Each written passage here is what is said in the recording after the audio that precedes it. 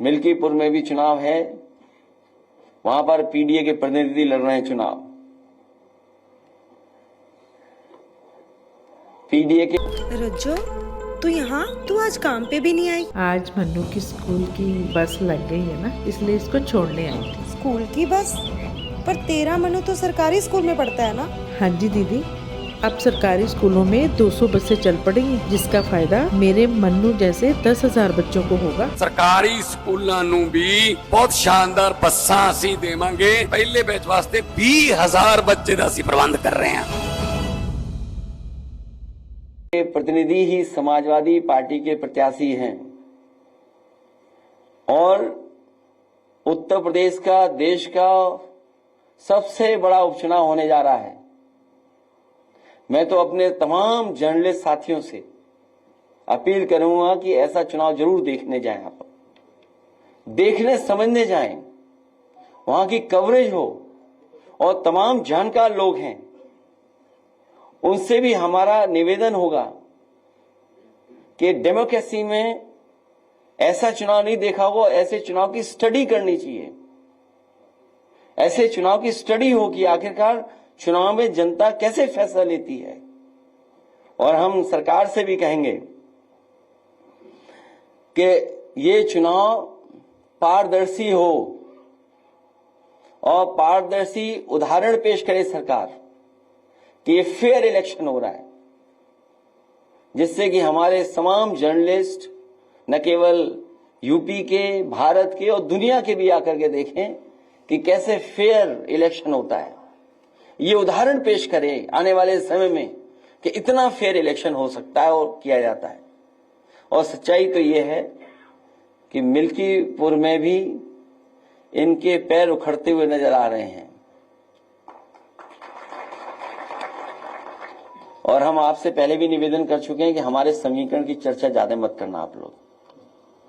अगर प्रेस के लोगों ने ज्यादा चर्चा कर दी हमारे पक्ष में तो सरकार वर्दीधारी लोगों को आगे कर देगी। बात तो खत्म हो जाने दो अभी।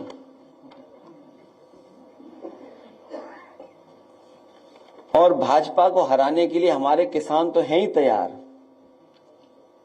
भाजपा को हराने के लिए व्यापारी भी तैयार हैं, भाजपा को हराने के लिए युवा भी तैयार हैं, भाजपा को हराने के लिए महिलाएं भी, बहनें भी तैयार हैं। ये जो चुनाव होने जा रहा है इसमें बुरी हार भारतीय जनता पार्टी हार करके आएगी।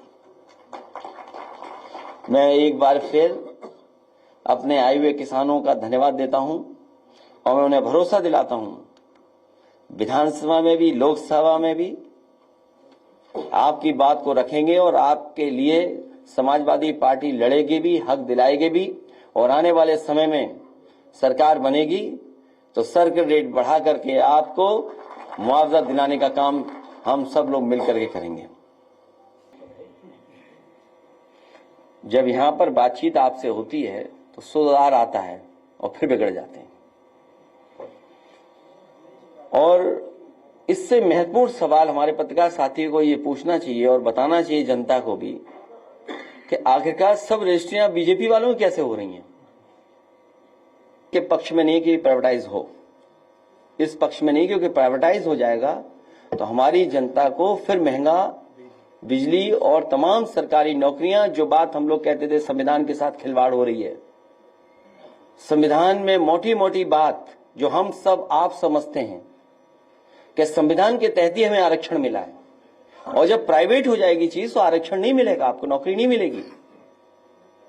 तो संविधान में जो हमें हक अधिकार मिलता है उसके खिलाफ भारतीय जनता पार्टी काम करती है। अगर प्राइवेटाइजेशन हो रहा है और पक्की नौकरियां छीनी जा रही तो इसका मतलब यह है कि बाबा साहब भीमराव अम्बेडकर जी का दिया हुआ संविधान के साथ छेड़खानी हो रही है। मेरा तो एक ही निवेदन और अपील रहेगा कि गुजरात वालों से बच के रहना। देखिए, समाजवादी पार्टी का प्रत्याशी पीडीए परिवार का है, वो लड़ने जा रहा है, वो मुकाबला कर रहा है। पिछले कई दिनों से काम हो रहा है, हमारा ऐतिहासिक जीत होने जा रही है। बस हमारा आपसे निवेदन है, हमारे समीकरण की आप चर्चा करते हो कई बार, हमें चैनल पर डर लगने लगता है। हमारे ही रास्ते पर भारतीय जनता पार्टी चलेगी, उस पर दूसरा कोई रास्ता नहीं है। जब भी उन्हें विकास के रास्ते पे चलना पड़ेगा तो हमारे ही रास्ते पर, ये पीडीए के रास्ते पर है। और देखिए पीडीए का कमाल क्या हुआ, कुंभ के मेले में हर खंबे पे पीडीए पीडीए लिख गया। आप पता करिए, आप जानते होंगे।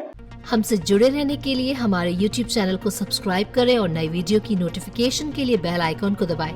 अगर आप ये वीडियो Facebook पर देख रहे हैं तो लाइक जरूर करें और ज्यादा से ज्यादा शेयर करें। धन्यवाद।